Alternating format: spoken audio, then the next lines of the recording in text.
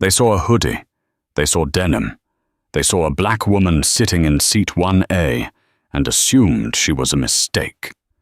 They didn't see the woman who had signed the paycheck for the pilot, the fuel for the engines, and the lease for the very Boeing 777 they were standing on. When the lead flight attendant sneered, "Economy is in the back, sweetie," she unknowingly lit the fuse on a stick of dynamite that would blow up her entire career and the airline's reputation in less than 2 hours. This isn't just a story about a seat. It's a story about what happens when you judge the book by the cover, only to find out the book owns the whole damn library. The rain at JFK International Airport was relentless. A grey curtain that seemed to wash away the glamour of travel, leaving behind only the grit of delays and damp wool coats. Inside Terminal 4, the air was recycled and tense. Serena Cross adjusted the hood of her oversized slate-grey cashmere jumper. To the untrained eye, she looked like a tired college student, or perhaps a backup dancer off-duty. To those who knew the weave of Loro Piana Vicuña wool, she looked like walking money. But tonight, nobody was looking that closely. Serena was exhausted. After a grueling 48-hour negotiation in Tokyo regarding the acquisition of a microprocessor firm, she just wanted to get home to London. She hadn't slept in 30 hours. Her private Gulfstream G650 was grounded in Teterboro due to a hydraulic sensor failure, forcing her to fly commercial. She wasn't just flying commercial, though. She was flying Apex Airways. It was a poetic irony. 6 months ago, her holding company, Cross Industries, had quietly purchased a 51% controlling stake in Apex to save it from bankruptcy. She hadn't announced it publicly yet. The rebranding was scheduled for the next quarter. Technically, she was the boss of every person in this terminal. But tonight, she was just passenger cross seat 1A. She approached the priority boarding lane.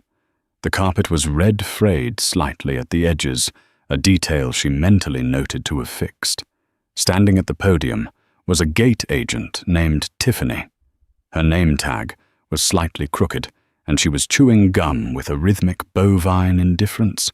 She was typing furiously on her terminal, not looking up. "Excuse me," Serena said softly, holding out her phone with the digital boarding pass. Tiffany didn't look up. She held up a finger, a manicured dagger of neon pink.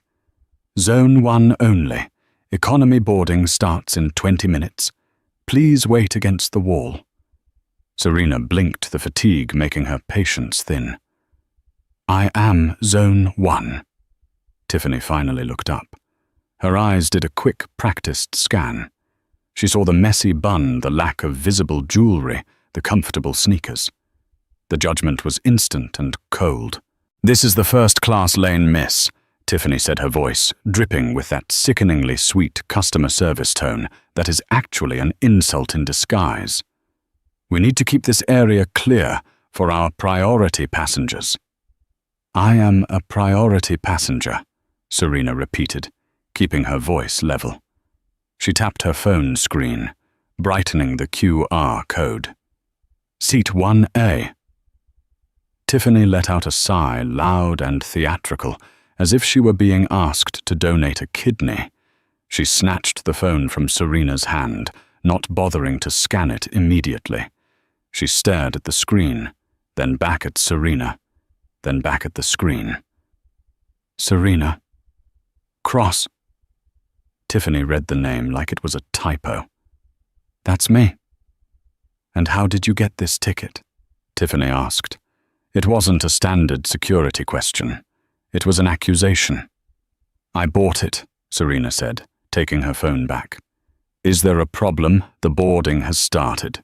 "The machine is glitching today with upgrades," Tiffany muttered to her colleague, a younger man who looked terrified to be there. Probably gave a staff standby seat to a Rev Pax by mistake. It's not a standby ticket, Serena said, her voice dropping an octave. Scan it. Tiffany rolled her eyes and waved the scanner over the code. The machine let out a happy, affirmative beep and flashed green. Tiffany looked disappointed. She ripped the printed slip from the machine and shoved it toward Serena. Fine. But just so you know, once you're on board, the crew might move you if the actual ticket holder shows up. The system is messy. I'm sure they won't, Serena said, walking past her. As she walked down the jet bridge, the cold air hitting her face, she heard Tiffany whisper loudly to the colleague. Unbelievable. Probably used miles from a stolen credit card. Keep an eye on the alert system. Serena tightened her grip on her leather weekender bag. She could have fired Tiffany right there. She could have pulled up the corporate directory on her phone called the VP of Human Resources and had Tiffany escorted out of the building before the plane pushed back. But Serena Cross didn't play checkers. She played chess. She wanted to see how deep the rot went. If the gate agent was this bad, what was happening at 30,000 feet? She was about to conduct the most expensive mystery shopper experiment in Apex Airways history. She stepped onto the plane, turning left into the first-class cabin. It was a sanctuary of cream leather and walnut trim. There were only 8 suites.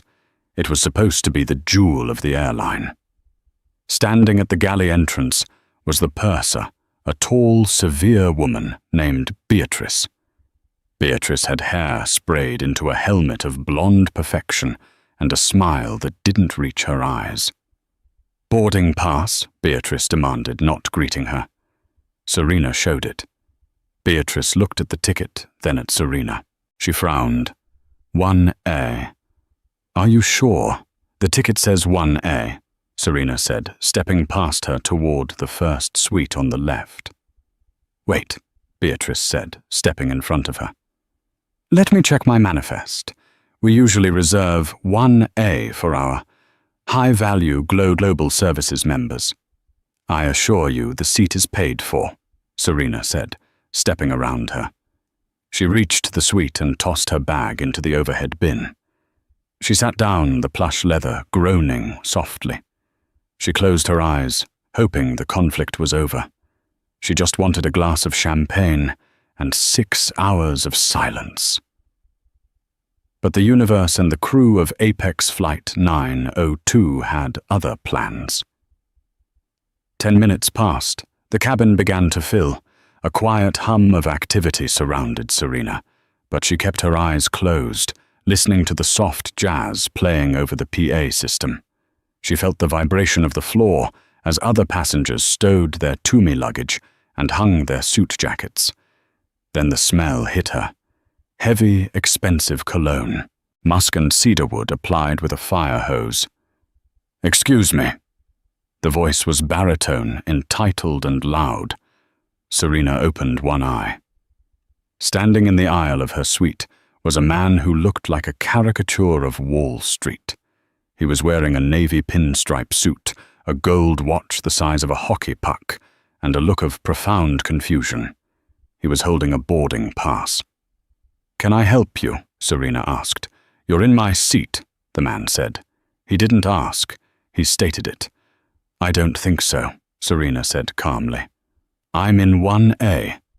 I am Bradford Huntington III, the man announced, as if that explained everything. I always sit in 1A.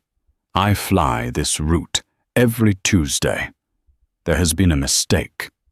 I agree, Serena said. You're mistaken. Check your ticket. Bradford turned purple. He spun around and snapped his fingers. Actually snapped them. Stewardess Beatrice, get over here. Beatrice materialized instantly, her fake smile replaced by a look of urgent concern for him. Mr. Huntington, so good to see you again, she gushed, placing a hand on his arm. Is everything all right? No, it is not. Bradford pointed a shaking finger at Serena. This person is in my seat. I specifically requested 1A. My assistant confirmed it this morning." Beatrice turned to Serena. The warmth vanished from her face, replaced by the same icy disdain Tiffany had shown at the gate. "Ma'am," Beatrice said, "I need to see your boarding pass again." "I already showed it to you," Serena said, not moving. And the gate agent scanned it. "I am in the correct seat. Mr. Huntington is a Diamond Apex member," Beatrice said, her voice raising so the other 6 passengers in first class could hear. "He flies with us weekly. If there is a double booking, priority goes to our status members." "That's not how contracts of carriage work," Serena said, leaning back and crossing her legs. "I have a paid first-class ticket. I am seated. I am not moving." Bradford let out a scoff that sounded like a bark. "Paid with what? A lottery win?" "Look, honey, economy is fine. It's just back there. I'll even give you $100 for the trouble. Beatrice, get her out of here. I have a conference call in an hour, and I need the space." "Ma'am," Beatrice said, stepping into the suite, invading Serena's personal space. "I'm going to have to ask you to retrieve your bag and move to the galley so we can sort this out. You are disturbing the boarding process." "I am not disturbing anything," Serena said, her heart rate picking up. It was the old familiar sting, the assumption that she didn't belong, that she was an interloper in the halls of luxury. "He is disturbing me. I suggest you find Mr. Huntington his actual seat." Beatrice stiffened. "I have the passenger manifest right here on my tablet." She tapped the screen furiously. She paused, her brow furrowed. On the screen, 1A was indeed assigned to Cross Serena. However, 1B, the seat across the aisle, was assigned to Huntington Bradford. "Mr. Huntington," Beatrice said, her voice faltering slightly. "It seems, well, the system has you in 1B today."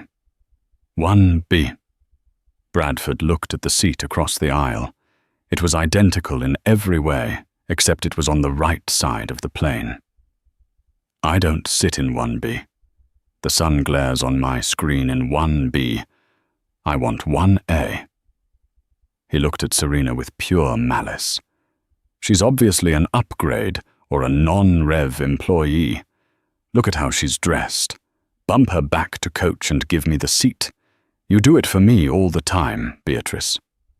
This was the smoking gun. Serena mentally filed that away. You do it for me all the time. So the crew was in the habit of displacing paying passengers to please their favorites. Beatrice looked at Serena, then at Bradford. She made a calculation. On one hand, a woman in a hoodie who nobody knew. On the other hand, Bradford Huntington III, a man who complained to corporate if his scotch wasn't warmed to the exact degree. Beatrice made the wrong choice. She turned to Serena. "Ma'am, the pilot has the final say on seating arrangements for safety and comfort. Mr. Huntington is a frequent flyer who requires specific accommodations. I am ordering you to switch seats with him." "No," Serena said. "Excuse me." I said no. 1B is available. He can sit there. I booked 1A. I am staying in 1A. "Listen here, you little—" Bradford lunged forward, grabbing the armrest of Serena's seat. "Don't touch the seat," Serena said, her voice sharpening into a blade. "And certainly don't touch me." "Beatrice," Bradford shouted. "Call the captain. I want her off the plane. She's aggressive. I feel threatened." It was the oldest trick in the book. The weaponization of fear. A white man in a suit claiming to be threatened by a seated black woman speaking calmly. Beatrice nodded. "I'm calling Captain Miller." "You've done it now," she sneered at Serena. "You'll be lucky if you aren't banned from the airline." Serena watched Beatrice storm toward the cockpit. She took a deep breath. She reached into her pocket and pulled out her phone. She didn't call the police. She didn't call her lawyer. She opened the Cross Industries Secure Server app. She navigated to the Asset Management tab. She found Apex Airways, Fleet Registry. She located the tail number of the aircraft she was sitting on, N772AX. She tapped Owner Override. The screen asked for a biometric confirmation. She placed her thumb on the screen. Access granted. She wasn't just a passenger anymore. She was now logged into the plane's maintenance and crew comms log as administrator. The cockpit door opened. A man with silver hair and 4 gold stripes on his shoulders emerged. Captain Miller. He looked annoyed to be dealing with a cabin dispute, but when he saw Bradford, his expression softened into recognition. "Mr. Huntington, what's the trouble?" Miller asked, ignoring Serena completely. "This woman refuses to move from my seat, and she threatened me." Bradford lied, smoothing his tie. "I want her removed, now." Captain Miller turned to Serena. He towered over her seated form. "Miss, is this true?" "It is categorically false," Serena said. "I am in my assigned seat. He is in 1B. He is refusing to sit in his assigned seat." "I want her off," Bradford yelled. "She doesn't belong here. Look at her, she's probably a drug mule or something." The cabin went deadly silent. The other passengers in first class were watching eyes wide. Some were filming with their phones. Captain Miller sighed. He didn't want a delay. He took the path of least resistance. He looked at Serena. "Ma'am, you're causing a disturbance. I have the authority to remove any passenger who endangers the safety or order of the flight. I'm giving you one chance. Move to economy or get off my plane." Serena looked at the captain. "Your plane?" she asked softly. "Yes, my plane. I am the captain." "Check the tail number, Captain Miller," Serena said. "Check who signed the lease on this aircraft." "I don't have time for riddles," Miller snapped. "Beatrice, call the gate. Get security. We're deplaning her." Serena stood up. She wasn't tall, but in that moment she seemed to fill the cabin. "You don't need security," she said, her voice ringing clear. "I'll get off, but if I get off, this plane doesn't take off, and neither do you." "Is that a threat?" Miller scoffed. "Now you're threatening the pilot." "That's a federal offense." "It's not a threat," Serena said, picking up her bag. "It's a corporate promise." She walked past Bradford, who was smirking. "Bye-bye, sweetheart. Enjoy the bus." She walked past Beatrice, who was looking at her with triumphant smugness. Serena stepped off the plane and back into the jet bridge. She walked up to the bewildered young man at the counter, the one Tiffany had been gossiping to. "I need to use your phone," she said, "to call the tower." I can't," he stammered. "Actually," Serena said, looking at her own phone. "Never mind, I'll do it from here." She dialed a number. It wasn't customer service. It was the direct line to the CEO of Apex Airways, David Gantry. "David," she said when he picked up on the first ring. "It's Serena Cross. I'm at JFK. We have a problem with asset N772AX. I'm grounding it immediately.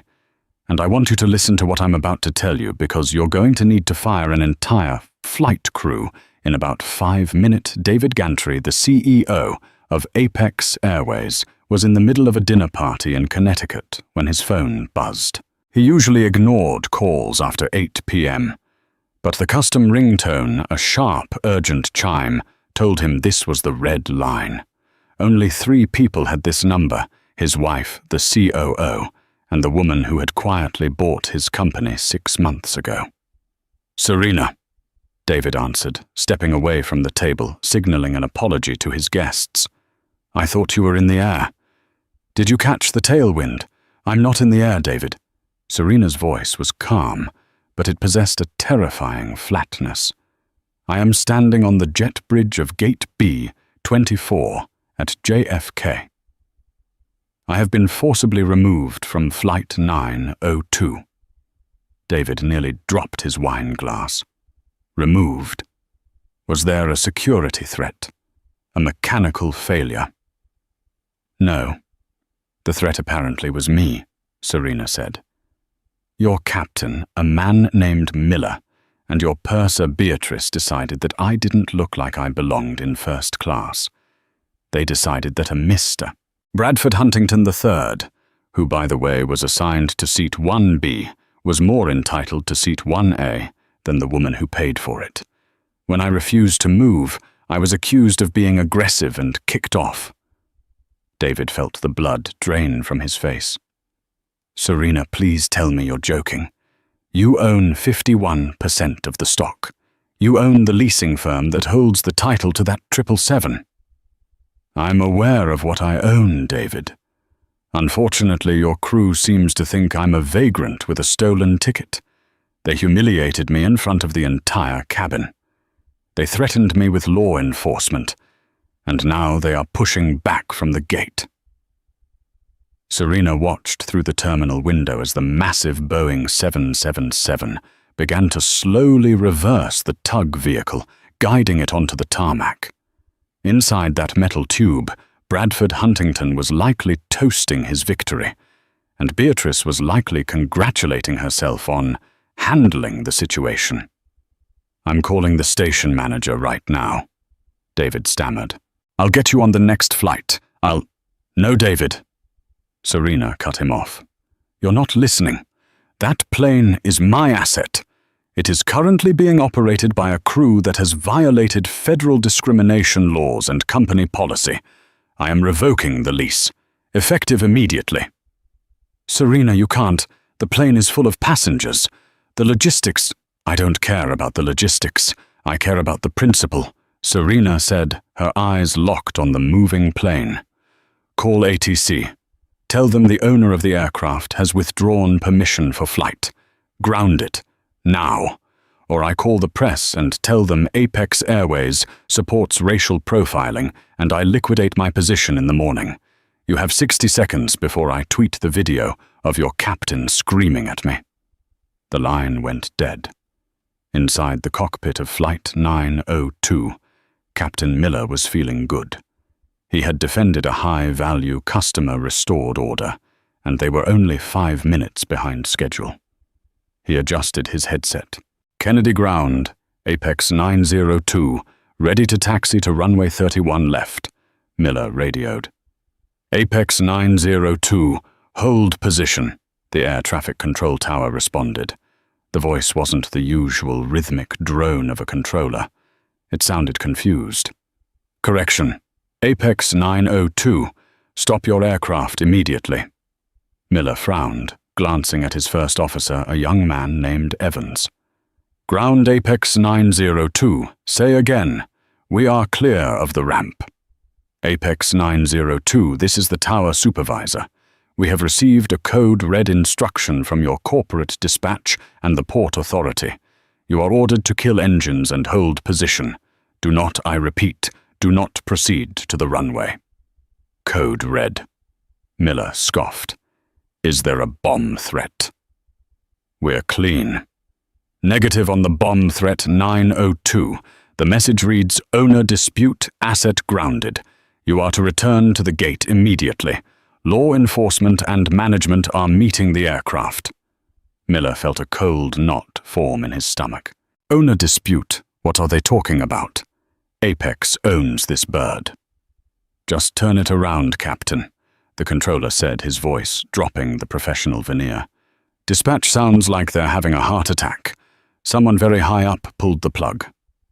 In the first-class cabin, the mood was festive. Bradford Huntington III had spread out. He had placed his briefcase on the empty seat of 1B and was currently reclining in 1A, swirling a glass of Dom Perignon. Finally, Bradford said to the woman across the aisle, who was trying to read a book and ignore him. "Some peace and quiet. You have to be firm with these people you know. If you give them an inch, they take the whole cabin." Beatrice walked by with a warm, heated nut mix. "Here you are, Mr. Huntington. Again, I'm so sorry for that unpleasantness. We've flagged her profile. She won't be bothering you again." "You're a gem, Beatrice." Bradford smiled. "Make sure the captain knows I'll be writing a commendation letter for him." Suddenly the plane lurched. The soft hum of the taxiing engines died down to a whine. The aircraft came to a shuddering halt in the middle of the tarmac.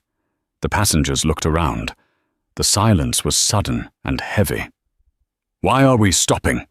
Bradford demanded, spilling a drop of champagne on his tie. Beatrice looked confused. "I'm sure it's just traffic, Mr. Huntington. JFK is busy tonight." The PA system crackled. Captain Miller's voice filled the cabin, but the confident swagger was gone. He sounded shaken. Ladies and gentlemen, this is the captain. We have been ordered by the company to return to the gate. It seems there is an administrative issue that needs to be resolved before we can depart. We apologize for the inconvenience." "Administrative issue?" Bradford shouted. "This is ridiculous. I have a meeting." The plane began to turn. It wasn't heading to the runway. It was crawling back toward Gate B-24. Back inside the terminal, Serena stood by the window. She hadn't moved. Beside her, the young gate agent was staring at her with wide eyes, having realized something major was happening. Within 3 minutes, a flurry of activity erupted. 2 black SUVs screeched to a halt on the tarmac below, flanking the returning plane. Inside the terminal, a man in a disheveled suit ran toward the gate, followed by 2 TSA officers and a Port Authority police officer. It was Marcus Thorne, the JFK station manager for Apex. He looked like he was about to be sick. He spotted Serena standing alone by the podium. He checked the photo on his phone, then looked at her. He went pale. "Miss Cross." Thorne gasped out of breath. "I'm Marcus Thorne, station manager. Mr. Gantry called me. He explained everything. I am so sorry." "Save it, Marcus," Serena said coolly. "Is the plane secured?" "Yes, ma'am. They are docking now." "Good," Serena said. "Serena, I'm going back on board." "Of course," Thorne said, wiping sweat from his forehead. "I'll escort you. Do you want the police to arrest the passenger?" "No," Serena said, adjusting her hoodie. "Not yet. I want the police to stand by. I'm going to handle this personally. I want you to come with me, and I want you to bring the termination paperwork." "Termination for who?" "For everyone who forgot who signs their checks," Serena said. "Shall we?" The jet bridge extended with a mechanical groan, latching onto the side of the fuselage like a parasite. Inside the aircraft, the atmosphere was tense. The passengers were grumbling, phones were out, texting loved ones about the delay. In first class, Bradford was livid. "I'm suing," he announced to the room. "I'm suing the airline for incompetence. Do you know how much my time is worth?" Beatrice was in the galley, frantically calling the cockpit on the interphone. "Captain, what is going on? The passengers are revolting." "I don't know, Beatrice," Miller snapped back. "Dispatch won't tell me anything other than return to block. Even the CEO is on the line with operations. Just keep them calm." The cabin door opened. Beatrice smoothed her skirt, put on her plastic smile, and turned to face the door, expecting a mechanic or a gate agent with paperwork. Instead, Serena Cross walked in. She walked in with the same hoodie, the same sneakers, and the same bag. But this time she wasn't alone. Flanking her was Marcus Thorne, the highest-ranking Apex official in New York, and a uniformed police officer. Beatrice's jaw dropped. "You... What are you doing back here? I told you." "Beatrice, shut up!" Marcus Thorne snapped. His voice cracked like a whip. Beatrice froze. She had never heard the station manager speak like that. "Mr. Thorne, this woman is the one who caused the—" "I said be quiet," Thorne hissed. He stepped aside, gesturing to Serena. "Ms. Cross, please. Take the floor." Serena stepped into the center of the first-class cabin. She looked at the 8 passengers.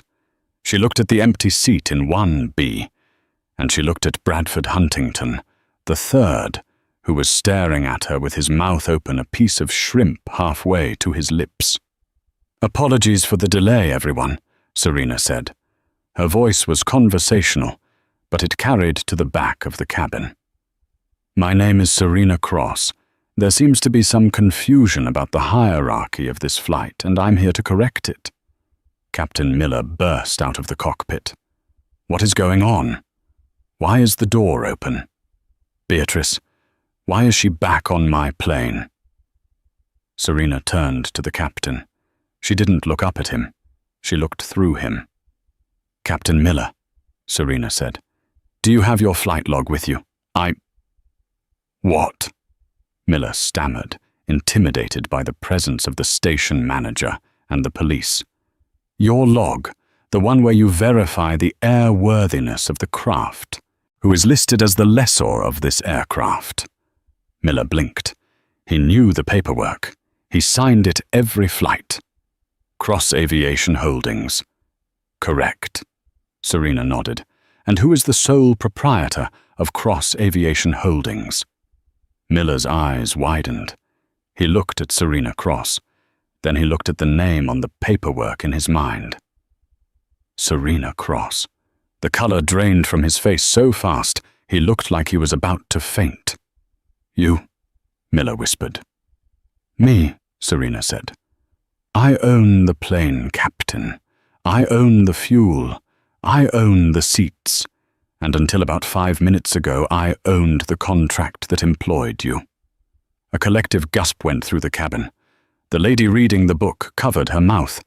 Bradford Huntington III, however, was not a smart man. Or perhaps his arrogance was just too dense to penetrate. "So what?" Bradford sneered, standing up. "So you bought a plane? That doesn't mean you can kick me out of my seat.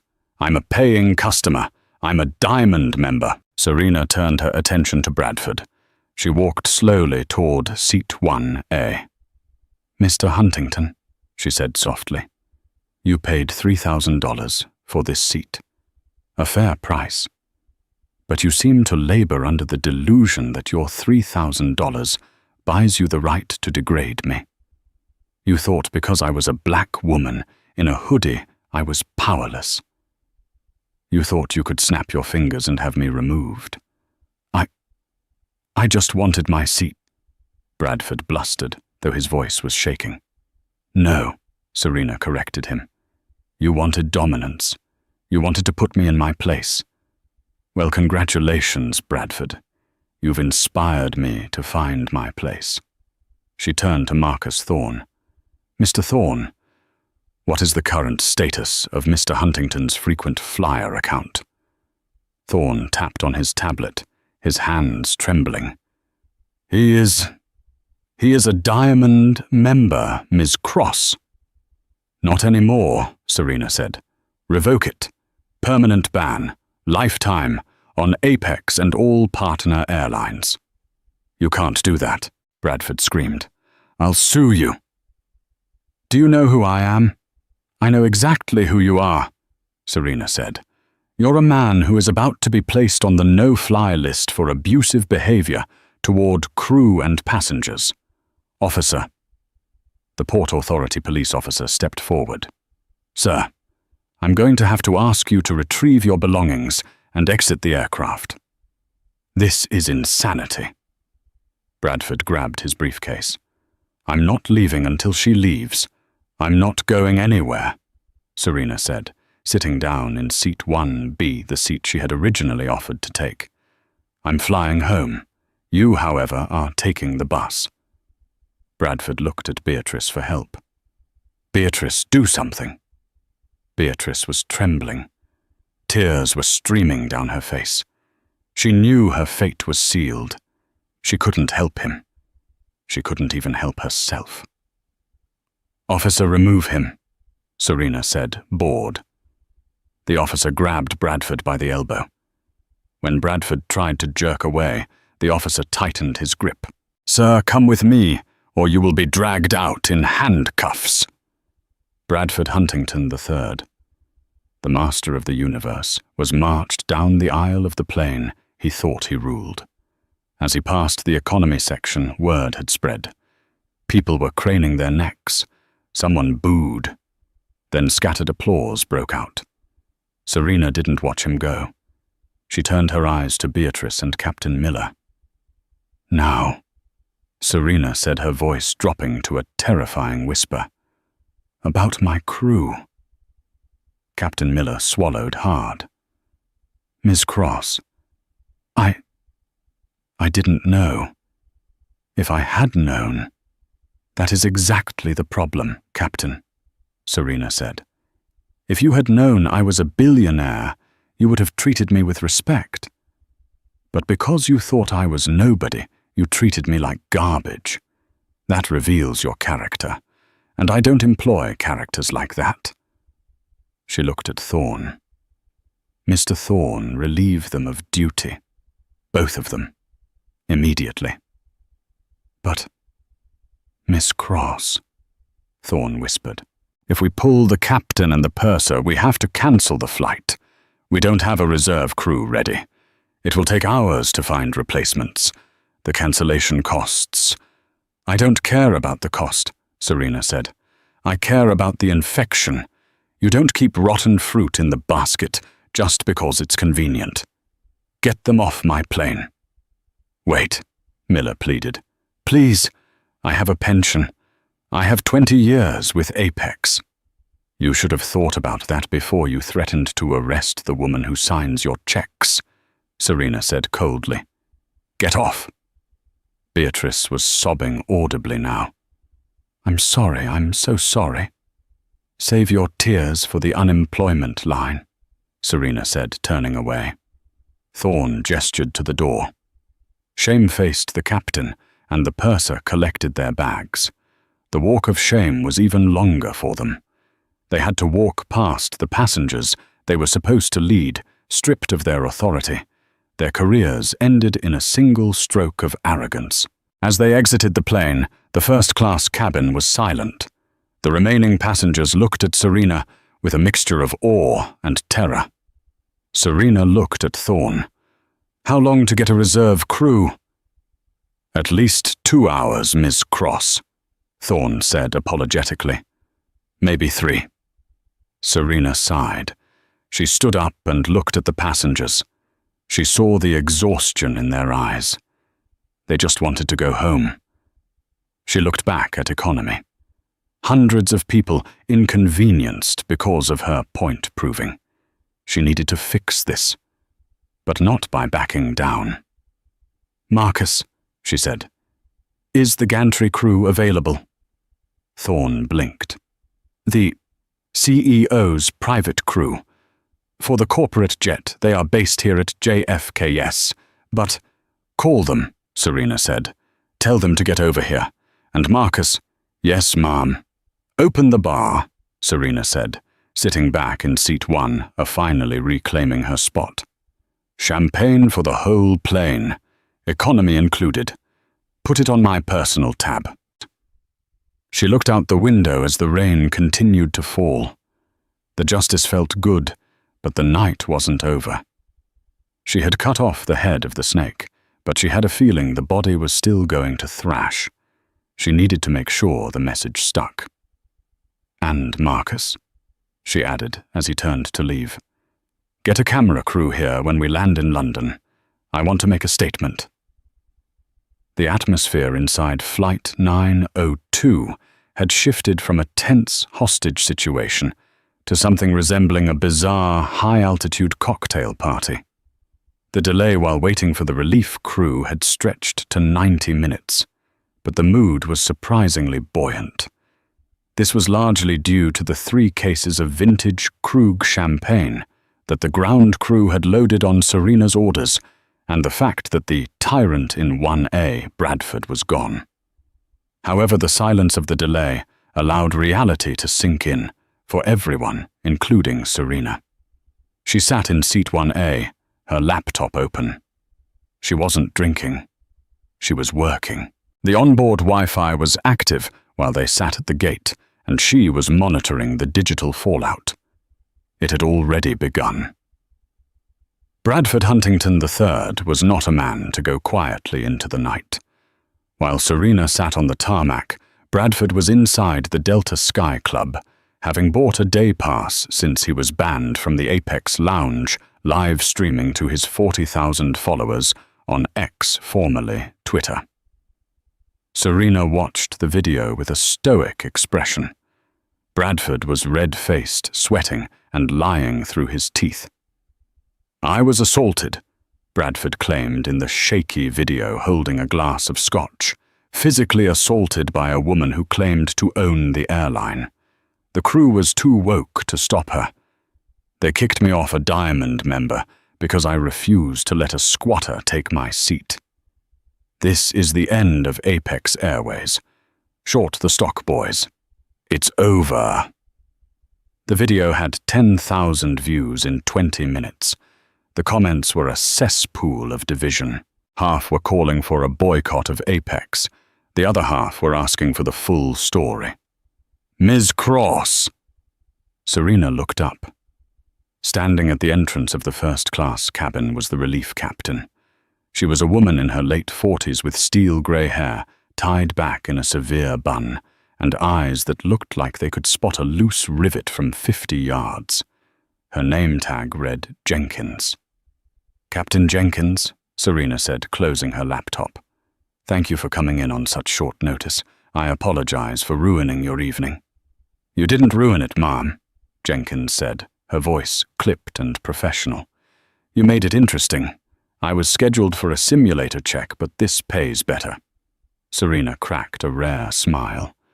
"I imagine the rumors are already flying in the crew lounge." "They are," Jenkins admitted, stepping closer so the other passengers couldn't hear. "The word is that Miller and Beatrice were walked out of the terminal by security. They surrendered their badges. The union rep is already screaming, but—" Jenkins paused, looking Serena dead in the eye. "Miller was a bully. He's been skipping pre-flight checklists for months because he thinks he's untouchable. You didn't just fire a bad employee, Ms. Cross. You probably saved this airframe from an incident down the line." "That's good to know," Serena said. "Are we ready?" "We have a slot in 20 minutes. Flight time is 6 hours, 10 minutes. We'll make up some time in the air." Jenkins hesitated. "One question, ma'am." "Yes." "The passenger manifest lists you as owner/operator. That's a code I've never seen on a commercial flight before. Usually that's reserved for ferry flights." "I wanted to make sure there was no ambiguity this time," Serena said. "Fly the plane, Captain. I'll handle the turbulence on the ground." As Jenkins retreated to the cockpit, the passenger across the aisle, the woman who had been reading the book, leaned over. She was an older woman with kind eyes and expensive jewelry. "My dear," the woman whispered, "is it true? Do you really own the whole airline?" Serena looked at her. "Yes, I do." The woman chuckled, raising her glass of champagne. "Well, that was the most punk rock thing I have ever seen in my 70 years. I'm Patricia, and if you need a witness to say that horrible man was the aggressor, you have my card." She slid a business card across the aisle. "Patricia Vance, senior partner, Vance and Sterling attorneys at law." Serena took the card. "Thank you, Patricia. I might take you up on that. He's already lying on the internet. Let him lie, Patricia said, taking a sip. Lies fly fast, but the truth lands harder. The engines roared to life, a deep, resonant hum that vibrated through the seats. As the plane taxied out, finally leaving the drama of New York behind, Serena felt a strange sense of calm. She was in the air, her element. But down below, the storm was growing. Midway over the Atlantic, the Wi-Fi cut out for 30 minutes due to satellite handover. When it reconnected, Serena's phone nearly melted from the influx of notifications. The video had gone viral. Not just 10,000 views, 2 million. Major news outlets had picked it up. Daily Mail had the headline, AIR Rage Billionaire, Squatter Kicks Finance, Guru Off Flight Mystery Woman Claims to Own Jet. Bradford had escalated.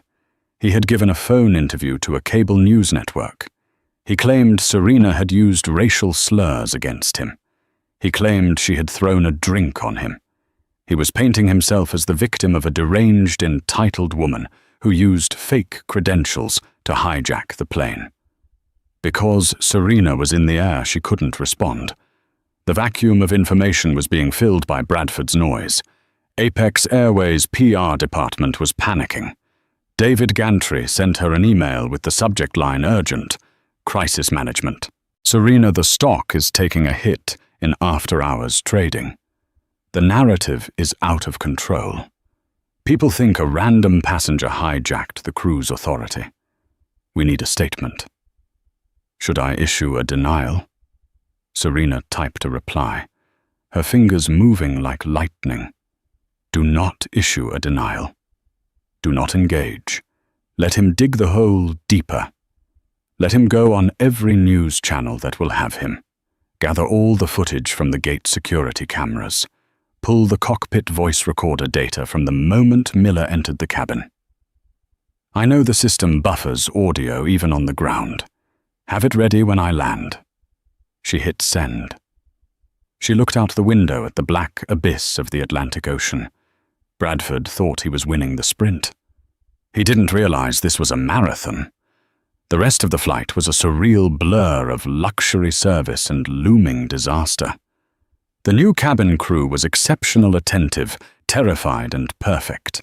They treated Serena like royalty, but they also treated every other passenger with renewed grace, perhaps realizing that any one of them could be a secret billionaire. As the sun began to rise, painting the clouds in hues of violet and gold, Captain Jenkins announced their descent into London Heathrow. Ladies and gentlemen, we are beginning our approach. The weather in London is overcast, 16 degrees. We have been given priority landing clearance. Priority clearance. That meant the tower knew. That meant the ground knew. Serena went to the lavatory to freshen up. She splashed cold water on her face. She looked at her reflection. The hoodie was wrinkled. Her eyes were tired. She didn't look like a CEO. She looked like a fighter. She fixed her hair, put on a layer of lip balm, and walked back to seat 1A.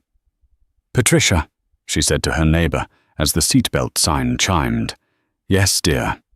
When we land, it's going to be a circus. There will probably be cameras.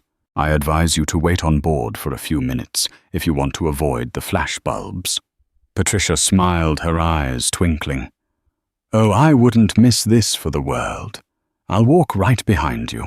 I've always wanted to be in a paparazzi photo. The wheels touched down with a smooth thud. Reverse thrusters roared. Flight 902 was on the ground. Serena turned on her phone. One text message from her head of security, a man named Kane. Welcome to London. There are 20 reporters at the gate. Bradford's lawyer is also here with a writ. Police are present. Strategy. Serena typed back one word. Attack. Heathrow Terminal 5 is usually a cathedral of orderly transit, but today Gate 10 was a chaotic mosh pit of media. Word had leaked that the mystery owner was on this flight. The story was too juicy to ignore. A billionaire black woman, a kicked-off finance bro, a mid-air firing. It had everything. As the jet bridge connected, Serena stood up. She didn't wait for the other passengers to gather their bags. She needed to control the narrative the second the door opened. Captain Jenkins opened the cockpit door. Ms. Cross police are requesting to board first. Let them, Serena said. 2 British transport police officers stepped onto the plane. They looked serious. Ms. Cross, the taller officer asked. I am Serena Cross. We have received a complaint of assault and public disorder filed by a Mr. Bradford Huntington III via his legal representatives in the UK. We need to ask you some questions. I'm happy to answer them, Serena said calmly. But I will do it out there, in front of the cameras. The officer frowned. Ma'am, we usually handle these things privately. Mr. Huntington made this public, Serena said, hefting her bag. I intend to finish it in public. Unless am I under arrest? No, ma'am. Just an inquiry. Then lead the way. Serena walked off the plane. The moment she emerged into the terminal arrival area, the flashbulbs blinded her. A wall of noise hit her, shouted questions. Camera shutters, the hum of live broadcast units. Ms. Cross. Did you hit Mr. Huntington? Is it true you stole the plane? Are you actually the owner? Standing in the center of the scrum was a slick-looking man in a pinstripe suit holding a briefcase. He looked like a British version of Bradford. This was the lawyer. He stepped forward, flanked by 2 private security guards. Ms. Cross, the lawyer shouted over the din. I represent Mr. Huntington. We are serving you with a cease and desist and a lawsuit for defamation and breach of contract. He shoved a packet of papers toward her. Serena didn't take them. She let them fall to the floor. She stopped walking. She looked around at the cameras. She saw the logos: BBC, Sky News, CNN. She spotted the red light of the cameras indicating they were live. This was it. She dropped her weekender bag. She pulled down her hood. She stood at her full height, which wasn't imposing, but her presence was monumental. Quiet, she said. She didn't shout, but her voice had a command quality that silenced the front row. The hush rippled backward. My name is Serena Cross. She began, her voice steady and clear. I am the CEO and majority shareholder of Cross Industries, the parent company of Apex Airways. Yesterday I was removed from my own aircraft because a man decided that I did not look like I belonged in first class. Mr. Huntington claims you assaulted him, the lawyer shouted, trying to regain control. He claims you were hysterical.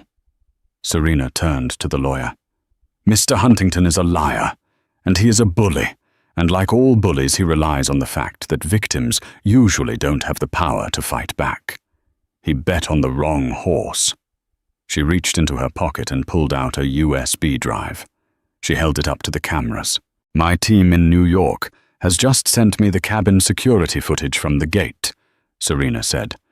Apex Airways planes are equipped with high-definition security cameras in the entryway and first-class cabin for anti-terrorism purposes. Bradford didn't know that. Captain Miller didn't know that. The lawyer's face went pale. I am releasing this footage to the press right now, Serena said. It shows Mr. Huntington grabbing my arm. It shows him screaming in my face while I was seated. It shows the purser Beatrice refusing to look at my valid ticket because of the color of my skin and the clothes on my back. She handed the USB drive to a reporter from Sky News. It's unencrypted. Play it. The reporter scrambled to plug it into his field laptop. Furthermore, Serena continued, turning back to the lawyer. "I'm announcing that Apex Airways is filing a countersuit against Mr. Huntington for interference with a flight crew, which is a federal crime in the United States. We are also suing him for the costs of the delay, the fuel and the crew overtime. The bill is approximately $150,000. He will receive the invoice in the morning." The crowd murmured. The tide was turning. "But I'm not done," Serena said. She looked directly into the lens of the nearest camera. "To the employees of Apex Airways who are watching this, things are changing. The culture of elitism and judgment ends today. If you cannot treat a passenger in a hoodie with the same respect as a passenger in a suit, you do not have a job at my company. I don't care if you've been here 20 years or 20 minutes. Respect is the new currency." The Sky News reporter looked up from his laptop, eyes wide. "We have the video. It confirms everything she said. He lunged at her." The atmosphere in the terminal snapped. The hostility that was directed at Serena vanished, replaced by outrage toward the absent Bradford and his sweating lawyer. The lawyer realized he was standing on a sinking ship. He stepped back, trying to blend into the crowd. I will need to consult with my client." "You do that," Serena said. "Tell him I said hello.